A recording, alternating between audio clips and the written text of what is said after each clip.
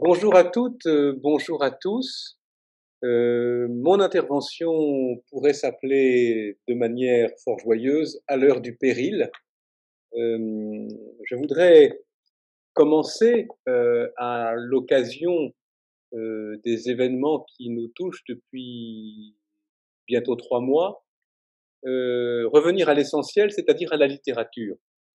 En l'occurrence, à un grand récit d'épidémie, un grand récit de peste, tel qu'il nous est donné dans le roman de Dostoïevski, Crime et Châtiment, dont le personnage principal, Raskolnikov, ce criminel qui a commis un meurtre horrible contre une vieille usurière et sa fille adoptive, enfermé après avoir été jugé, fait juste avant sa métamorphose intérieure, sa conversion, puisque c'est de cela qu'il s'agira à la fin du roman, un cauchemar terrible, il rêve d'une peste universelle. Il lui semblait voir le monde entier désolé par un fléau terrible et sans précédent, qui, venu du fond de l'Asie, s'était abattu sur l'Europe.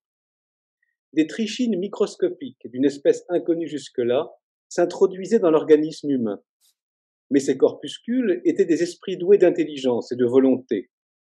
Les individus qui en étaient infectés devenaient à l'instant même déséquilibrés et fous. Toutefois, chose étrange, jamais les hommes ne s'étaient crus aussi sages, aussi sûrs de posséder la vérité. Jamais ils n'avaient eu pareille confiance en l'infaillibilité de leur jugement, de leurs théories scientifiques, de leurs principes moraux.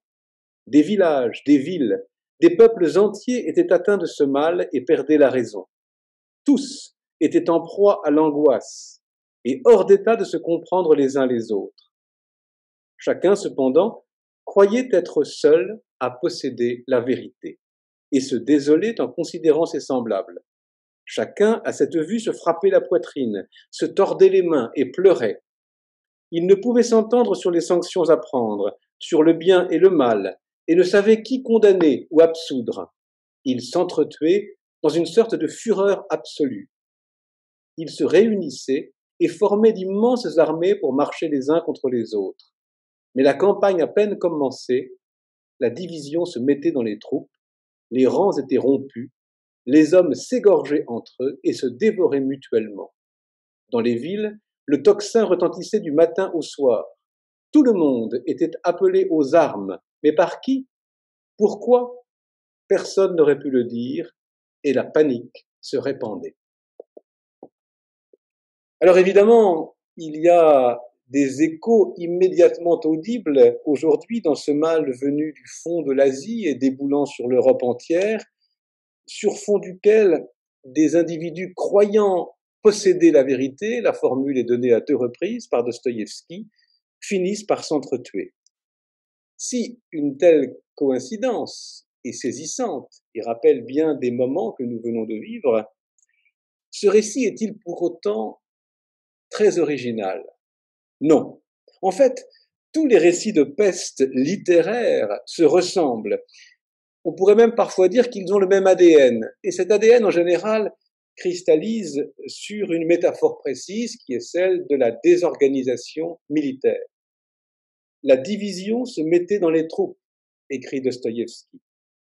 Il y a là une allusion évidente de sa part à la grande pièce de Shakespeare, Troilus et Cressida, où, sous les murs des Troyens, la troupe des Achéens en débandade finit par voir se lever Ulysse, qui s'adresse à tous, et en particulier au mauvais chef Agamemnon.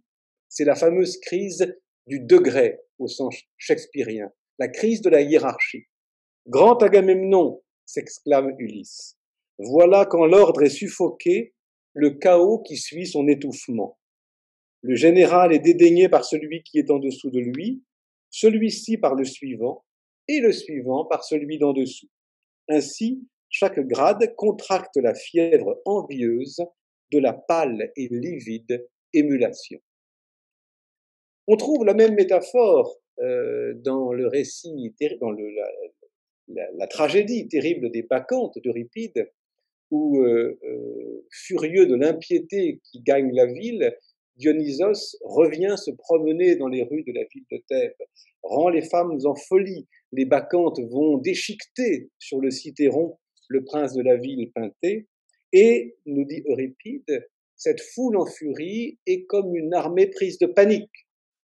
Enfin, apparaît dans la peste des pestes, dans l'épidémie des épidémies, dans le modèle du genre, c'est-à-dire dans la peste qui décime la ville de Thèbes encore, au début de l'Oedipe-Roi de Sophocle, exactement la même métaphore. Après que les suppliants ont demandé au roi de leur trouver un remède au mal qui les ronge, le chœur entame son évolution sur l'orchestra et se met à chanter Nosai demoi propas stolos.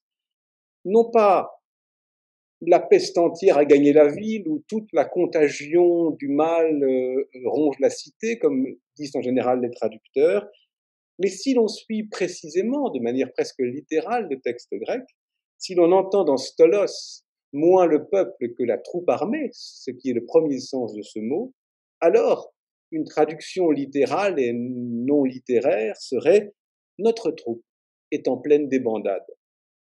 Tout le monde est appelé aux armes et la panique se répandait », disait déjà Dostoïevski. Ce n'est pas sans rappeler les injonctions du président Macron au début des événements que nous avons connus. Nous sommes en guerre, rappelez-vous, soyez obéissants, luttons ensemble contre cet adversaire invisible. Guerre donc contre un virus létal, comme tout le monde l'a dit, sur fond de laquelle apparaissent aujourd'hui les prodromes de ce qui pourrait devenir une guerre civile. Peste, plague, pestis, loimos, en français, en anglais, en latin, en grec. Le mot peste a toujours un sens propre et un sens figuré équivalent. Le sens propre, c'est l'épidémie. Le sens figuré, c'est le châtiment. Toujours la même dualité dans toutes les langues occidentales, en l'occurrence. Mais si l'on s'attarde davantage sur la métaphore de la peste, car après tout, progrès aidant, le sens propre tendu à devenir un peu moins menaçant, c'est un autre sens propre qui va s'imposer, celui du désordre social. Nosei demoi propas stolos. Toute la troupe est en débandade. Ainsi, l'épidémie de peste prétendue, c'était sans doute une épidémie de choléra qui ravagea la ville d'Athènes en 430 avant Jésus-Christ, n'est que la toile de fond sur laquelle se détache le conflit croissant qui apparaît entre de nombreux protagonistes, provoqués par Oedipe, et dont Oedipe, accusateur accusé ou arroseur arrosé, finit par devenir la victime unique. Ce que dit donc l'épidémie de peste, c'est un désordre social, nouveau au sens propre, plus juste, et son châtiment, toujours le même sens figuré. Nous avons un peu progressé dans l'intelligence de ce thème littéraire. À l'occasion de la peste qui ravagea Athènes et qui devient la peste thébaine dans la tragédie de Sophocle, ce n'est pas le virus, ce n'est pas la bactérie, évidemment qui n'était pas connue à l'époque, qui est désignée comme contagieux ou contagieuse. C'est l'impiété. Le texte de Sophocle ne cesse de le dire. L'impiété grandit dans la ville. L'impiété se fait grandissante. Nous avons commis l'erreur de ne plus croire à nos oracles. Cette impiété envahit la cité et suscite le second sens de la peste, son sens figuré, c'est-à-dire un fléau. Au crime a succédé, là aussi, le châtiment. À moins que ce ne soient les dieux eux-mêmes qui soient punis, impuissants qu'ils ont été à protéger les Grecs de cette épidémie. Entre l'impiété punie et la religion désormais inutile, entre le jugement divin et le désenchantement du monde, entre la superstition ou l'athéisme, la religion ou la science, Sophocle balance. C'est même ce suspens du sens qui fait toute la crise tragique. La vraie dualité est donc moins entre le crime et le châtiment, puisque cette dualité est suspendue, mise entre parenthèses dans la tragédie, mais entre le désordre de la cité des hommes et l'ordre de la cité des dieux. et l'ordre de l'Olympe, et ce silence terrible du ciel au moment des grands cataclysmes humains. C'est toujours dans le retrait du Père que monte la querelle des héritiers. C'est toujours dans le retrait des dieux qu'éclatent les conflits fratricides. Il semble que nous en soyons à nouveau là aujourd'hui, sur fond d'une épidémie mondiale cette fois, d'un monde littéralement grippé, se décomposent un certain nombre d'ordres humains et apparaissent un certain nombre de menaces de guerre internationales ou civiles. Chinois contre Américains, Blancs contre Noirs, Parisiens contre provinciaux, et bientôt Français contre Français, délateurs contre délateurs. N'oublions pas que le symbole de la peste dans le roman éponyme d'Albert Camus n'est autre que cette décomposition de la société française pendant l'occupation allemande. Nosei demoi propas stolos. Toute la troupe est en débandade. On pardonnera, je l'espère, cette introduction un peu longue. Il me fallait néanmoins passer par elle pour introduire une certaine interprétation de la peste que Robert Maggiori m'a demandé d'évoquer devant vous aujourd'hui. Et donc je voudrais mettre en place un nouveau dualisme qui approfondit les précédents, non plus entre crime et châtiment, entre désordre et ordre, car ces dualismes supposent une religion instituée et un ordre judiciaire déjà en place, mais une opposition beaucoup plus radicale, et je dirais même une juxtaposition beaucoup plus radicale, celle de la violence et du sacré. Vous avez reconnu le titre d'un des grands livres de René Girard, psychosociologue français qui vécut aux États-Unis, où il réalisa toute son œuvre, et qui commença cette dite œuvre par un grand essai de théorie littéraire publié en 1961, Mensonges romantiques et vérité romanesque, livre où il est traité d'un désir triangulaire, c'est-à-dire de la présence, aux côtés de tout sujet désirant, d'un médiateur qui lui indique ce qu'il doit désirer. Il s'agit là d'une variation très originale sur le triangle freudien du fils qui désire ce que son père lui indique.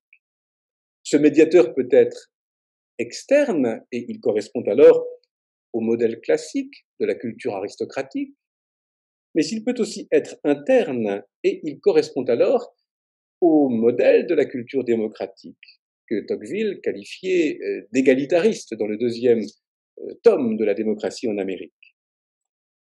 Les variations du désir triangulaire, ce passage fondamental chez Girard de la médiation externe à la médiation interne, ce rapprochement du modèle qui suscite non plus admiration, mais envie et jalousie, est une manière pour lui de mesurer les progrès du nihilisme, qui se caractérise par un pullulement des modèles et par une grande difficulté, une difficulté croissante, à discerner les bons des mauvais. Tout le monde imite tout le monde.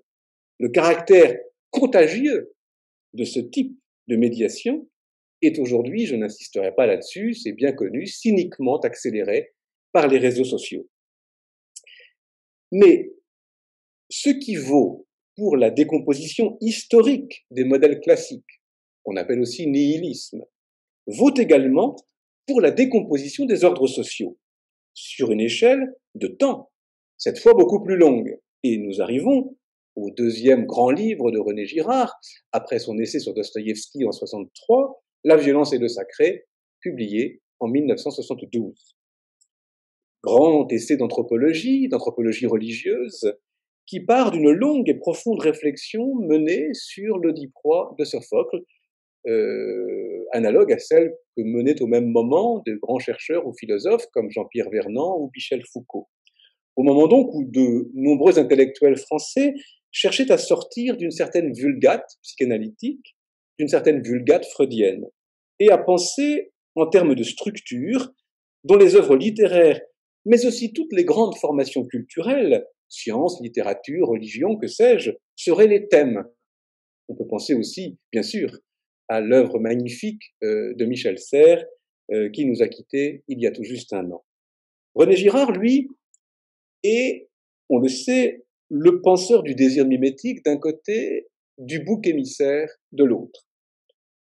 Derrière les thèmes mythiques comme la peste, comme le régicide, le parricide, l'inceste, Girard soupçonne toujours, invisible, la vertu structurante d'un anathème. Derrière tous les thèmes, la vertu structurante est cachée d'un anathème qu'il devine, qu'il soupçonne. Ainsi, ce qui sous-tend la très aristocratique histoire d'Œdipe, la noble histoire d'Œdipe, acceptant de se sacrifier pour son peuple, comme tout roi, quand il le faut, acceptant de se sacrifier pour libérer son peuple de la peste qui le ravage, du désordre social dans lequel il est tombé. Ce qui sous-tend donc ce mythe royal, ce serait une très vulgaire histoire de lynchage. Rien ne le dit pourtant dans le texte de Sophocle. Mais tout semble le suggérer, nous dit René Girard. Ce qu'il cherche donc à penser dans ce livre, c'est une violence fondatrice.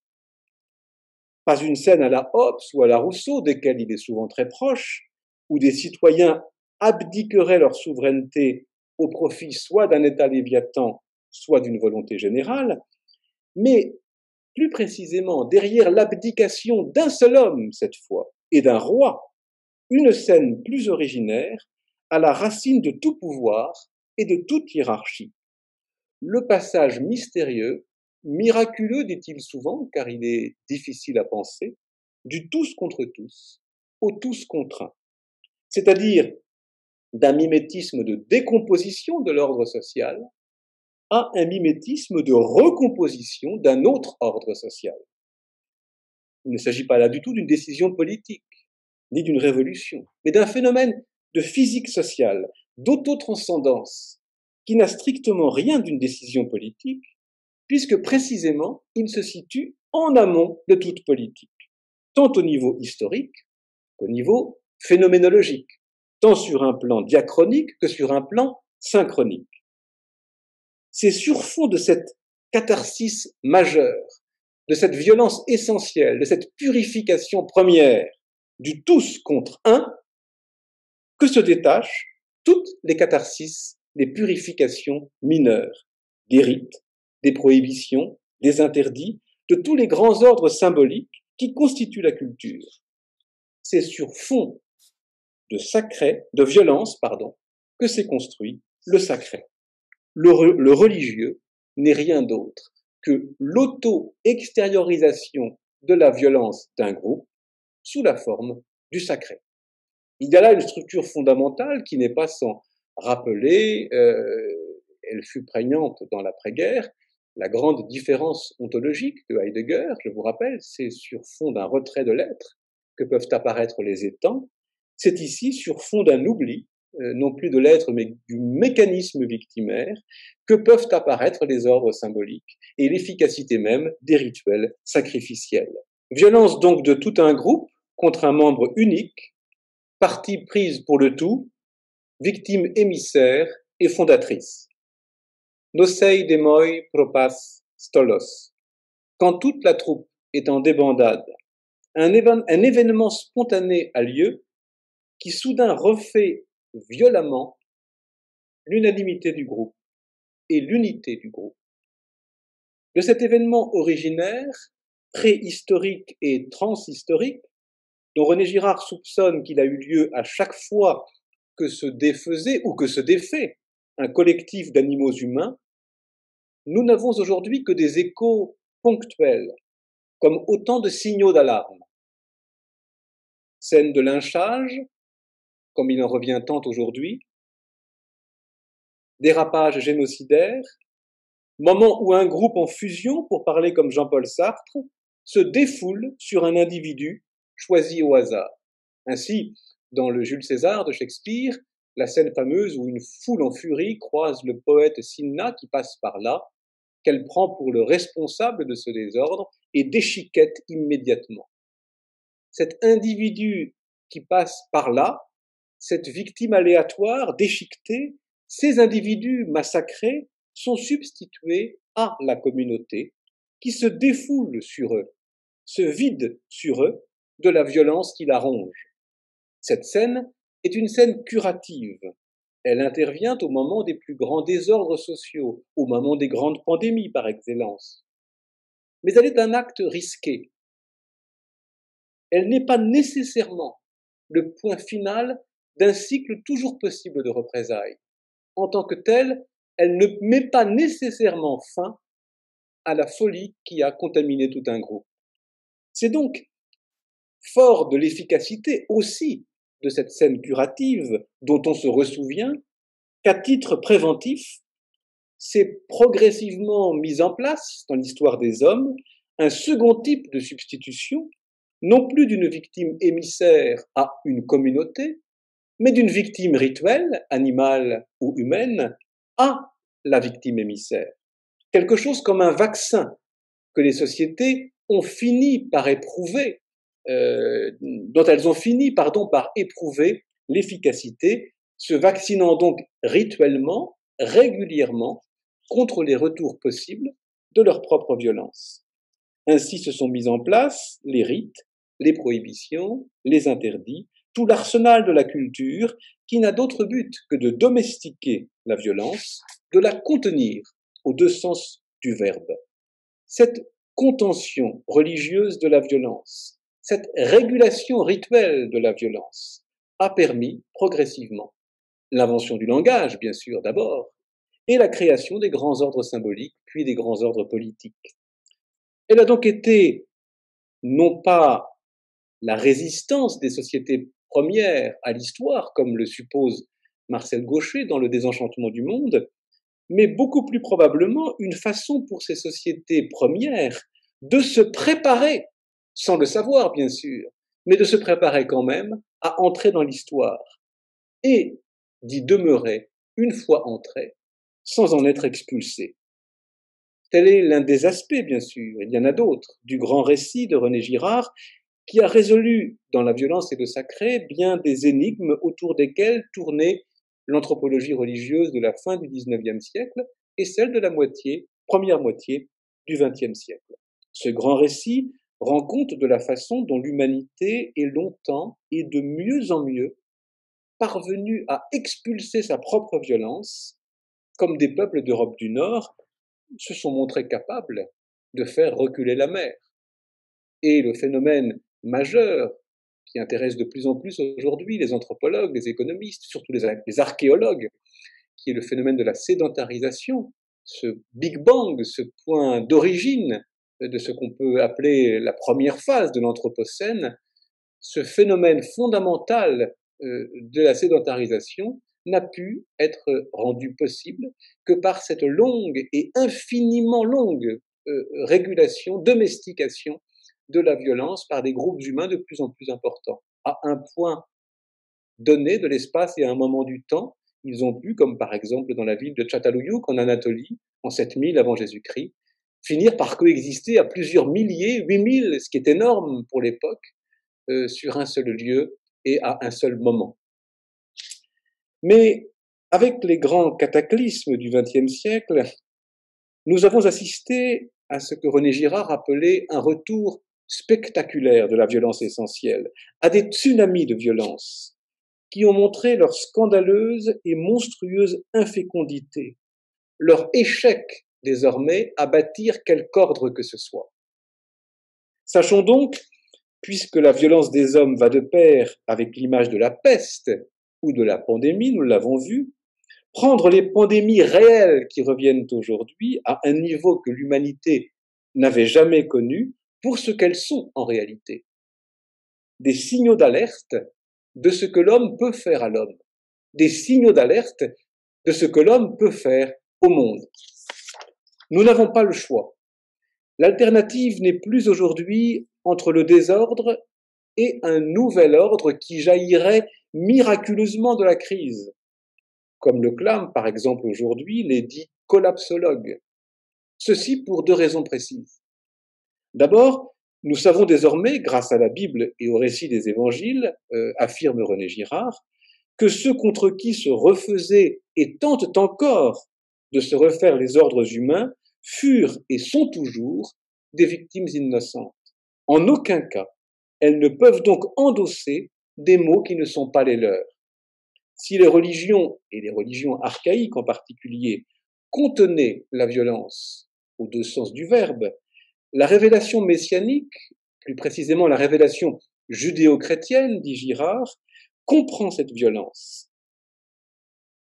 Elle emporte en elle une part, bien sûr, mais elle se situe à un niveau de compréhension beaucoup plus large et beaucoup plus profond. Elle est capable d'une authentique démythification, celle qui a permis, par exemple, de décharger les épidémies de peste de toute connotation religieuse ou sacrée. C'est nous tous qui sommes collectivement responsables des maux qui nous frappent. La cause des catastrophes est à la fois systémique et morale. La deuxième raison qui nous empêche aujourd'hui de croire à une fécondité de la violence, c'est que nous savons que la dimension mondiale comprise les guerres, potentiellement nucléaires, et les grandes pandémies, sans parler du dérèglement climatique, menace tout simplement la vie sur Terre. C'est donc à chacun de nous d'agir tant individuellement que collectivement. À nous de rester toujours critiques face à l'extrême viralité de l'information, sans jamais faire à la révolte, pour autant, un crédit excessif. L'alternative n'est plus en effet entre le crime et le châtiment, comme chez Sophocle ou Dostoïevski. Elle n'est pas a fortiori entre la violence et le sacré, encore moins entre la révolte et l'oppression, mais dorénavant sans doute entre péril et salut. Ces deux possibles, celui d'une catastrophe et celui d'une non-catastrophe, celui d'un effondrement et celui d'un retour à la vie simple, sont désormais réels et coexistants. Ils constituent notre horizon et viennent suspendre de façon tragique notre foi indéfectible dans le progrès, dans une certaine forme de progrès.